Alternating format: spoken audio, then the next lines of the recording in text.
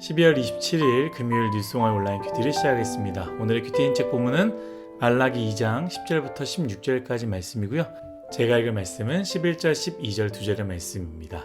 유다는 거짓을 행하였고 이스라엘과 예루살렘 중에서는 가증한 일을 행하였으며 유다는 여호와께서 사랑하시는 그 성결을 욕되게 하여 이방 신의 딸과 결혼하였으니 이 일을 행하는 사람에게 속한 자는 깨는 자나 응답하는 자는 물론이요 만군의 여호와께 제사를 드리는 자도 여호와께서 야곱의 장막 가운데서 끊어버리시리라. 아멘. 여러분들과 함께 우리의 셈법, 잘못한 것도 있지만 잘한 것도 있잖아요 라는 제목으로 큐티를 나누도록 하겠습니다. 샬롬. 오늘도 말씀을 시작하시는 여러분 주님의 이름으로 축복합니다.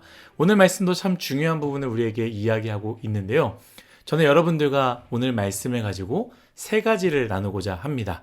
여러분들도 곰곰이 생각하고 묵상하며 삶에 적용하시기를 예수님의 이름으로 축복합니다. 첫 번째는 이방 여인과 결혼, 믿지 않는 자와의 결혼입니다. 구약시대에서 율법에서는 이방 여인과의 결혼을 금하고 있습니다. 사실 이 부분이 굉장히 불편한 부분 중에 하나이죠. 개인적으로는 이방 여인과 결혼을 금하는 것 자체보다는 이스라엘이 순수혈통을 내세우는 것 같아서 불편했습니다. 그러나 성경을 읽어보면 순수혈통을 위해서 이방 여인과 결혼을 금하는 것이 아님을 알 수 있고요. 이방인과 결혼한 룻의 이야기, 라합의 이야기도 있지 않습니까? 그럼 무엇입니까? 국적이 아니라, 다른 나라가 아니라 하나님을 경외하느냐, 이것에 대한 여부입니다. 구약에서 그렇게 금한 것은요, 단순히 민족과 혈통이 아니라 그 여인이 섬기는 이방신 숭배가 그 가정에, 그 백성 안에 들어와 하나님과의 언약을 깨뜨릴 위험성이 있기 때문입니다.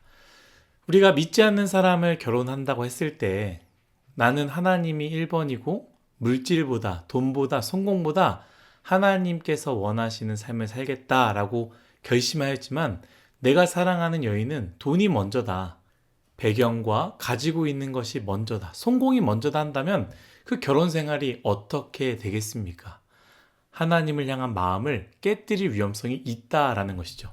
특히나 말라기의 상황은 어떠한 상황입니까? 이제 막 고국으로 돌아와 성벽을 세우고 성전을 세우고 다시 하나님과의 언약을 새롭게 세워가는 과정인데 이방인과 결혼이라는 것 얼마나 위험하고 위태롭겠습니까? 사실 이것 지금도 유효합니다. 율법이 유효하다는 것이 아니라 이방 여인과 결혼을 금한다는 것이 아니라 성경에서 말하는 본질, 곧 결혼이 나의 신앙을 무너뜨린다면 이 사람과의 만남과 연애가 하나님을 경외하는 것을 무너뜨린다면 위험하다라는 것이죠. 혹시 믿지 않는 사람과 만나도 괜찮다라고 생각하는 사람 혹은 이미 만나고 있는 분이라면 오늘 이 말씀을 꼭 한번 잘 생각해 보았으면 좋겠습니다. 하나님은 이 여자, 저 남자를 말하지 않습니다. 이 나라의 사람, 저 사람의 집안을 보지 않습니다. 그러나 하나님을 경외하는가? 하나님을 경외하는 것에 방해가 되는가? 이것을 보신다라는 것이죠. 저는 간절히 바라기는 우리 뉴스공화의 지체들이 누군가를 만날 때에 물질, 곧 눈에 보이는 것, 소유하는 것을 보고 결정하는 것이 아니라 하나님을 경외하는 것을 보고 선택하시기를 예수님의 이름으로 축복합니다. 두 번째는 우리의 셈법입니다. 다시 한번 제가 선택한 본문 중에 12절의 말씀, 한 절의 말씀을 읽도록 하겠습니다. 이 일을 행하는 사람에게 속한 자는 깨는 자나 응답하는 자는 물론이요 만군의 여호와께 제사를 드리는 자도 여호와께서 야곱의 장막 가운데서 끊어버리시리라. 아멘. 무슨 말입니까? 11절, 12절 앞에서 제가 언급했던 것 같이 이스라엘 백성들이 이방 신의 딸과 결혼한 것에 대해서 하나님께서 말씀하시면서 너희들 중에 이것을 동의하고 동참하고 따라가는 자는 물론이고 심지어 여호와께 제사를 드리는 자도 마찬가지로 야곱의 장막 가운데서 끊어버린다라고 말씀하십니다. 우리는 이 말씀을 보면 추측할 수 있는 부분이 있죠. 이스라엘 백성들이 비록 이방 여인들과 결혼을 했지만 신앙의 행위는 버리지 않았다라는 것을 알 수 있습니다. 이방 여인들과 결혼은 했지만 하나님께 여전히 제사는 드린다라는 거예요. 사실 저는 이 말씀 묵상하면서 우리가 쉽게 생각하는 것, 제가 오늘 큐티 제목에도 적어놨지만 우리의 셈법이 떠올랐습니다. 무엇이냐? 산수에서는 마이너스 1과 플러스 1이 더해지면 답이 무엇이 됩니까? 0이 됩니다. 사실 우리는 누군가 평가할 때도 종종 이 셈법을 씁니다. 못하는 것도 있지만 잘하는 것도 있지 않느냐. 반대로 너무 잘했지만 그것은 참 잘못했어. 그래서 어찌 보면 그 사람에 대한 평가를 상쇄하는 것이죠. 이처럼 우리는 혹시 하나님께 그런 마음을 가지고 있는 것은 아닌가요? 내가 하나님께 잘못한 것이 있어 마이너스 1이죠.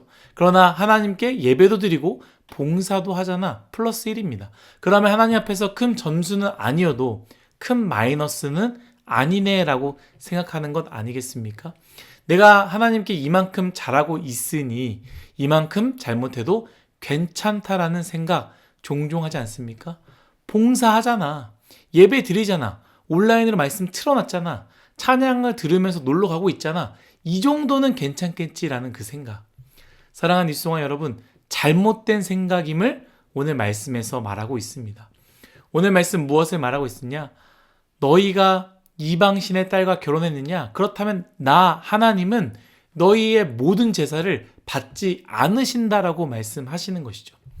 그 제사를 받고 잘못한 것을 보며 경감해 주거나 상쇄시키는 것이 아니라 너의 잘못으로 인해, 너의 잘못된 선택으로 인해 너의 잘한 것들은 쳐다도 보지 않겠다.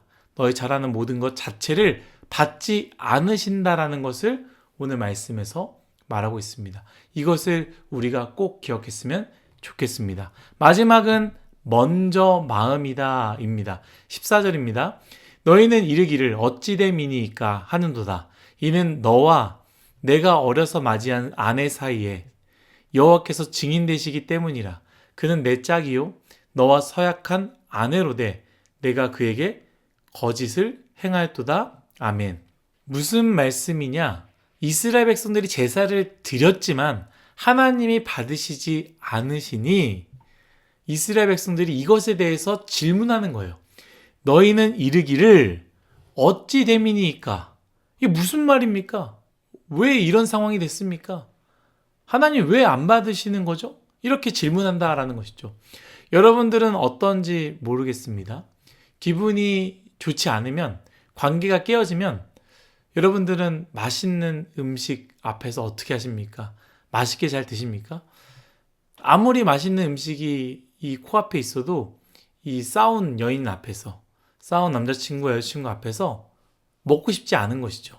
아무리 배가 고파도 하루를 굶었어도 기분이 상하면 먹고 싶은 마음이 싹 사라지는 것입니다.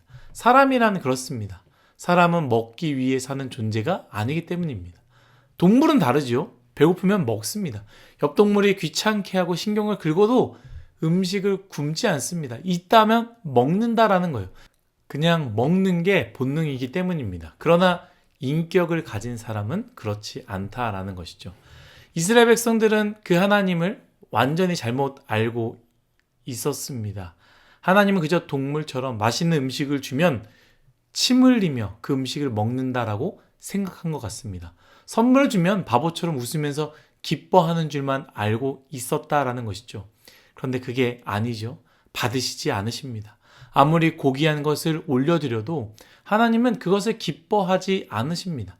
회개하지 않으면, 더러운 것을 제하지 않으면, 하나님의 마음이 받을 만한 마음으로 바뀌지 않으면 그 어떤 것을 올려드려도 받지 않으신다라는 것이죠.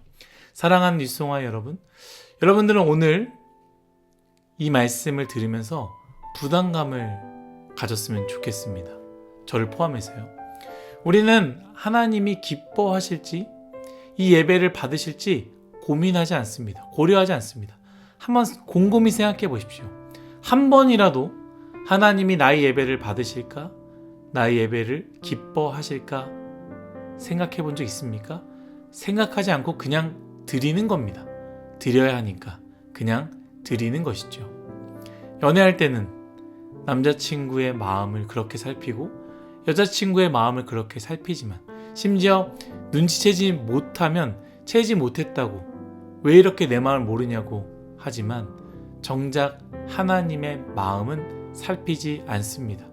그리고 하나님은 무조건 내가 드리면 기뻐하실 거야 라고 생각하고 있지는 않습니까? 오늘 말씀을 꼭 기억했으면 좋겠습니다. 믿지 않는 사람, 그것이 중요한 것이 아니라 내가 이 사람과 만나도 하나님을 1번으로 사랑하며 경외할 수 있느냐. 셈법, 하나님 앞에서의 셈법, 플러스 1과 마이너스 1이 더해지면 0이 아니라 마이너스 1 때문에 하나님은 플러스 1을 받지 않으신다라는 것.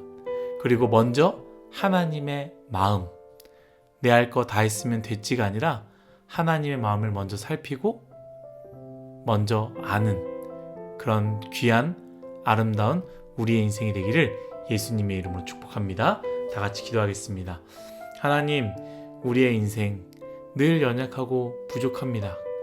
그런 우리의 인생 가운데 말라기를 통하여 우리가 어떻게 살아야 되는지 그 방법을, 그 길을, 방향을 알려주사오니 하나님 믿음으로 잘 걸어갈 수 있는 우리 인생 되게 하여 주옵소서. 감사하며 예수님의 이름으로 기도드렸습니다.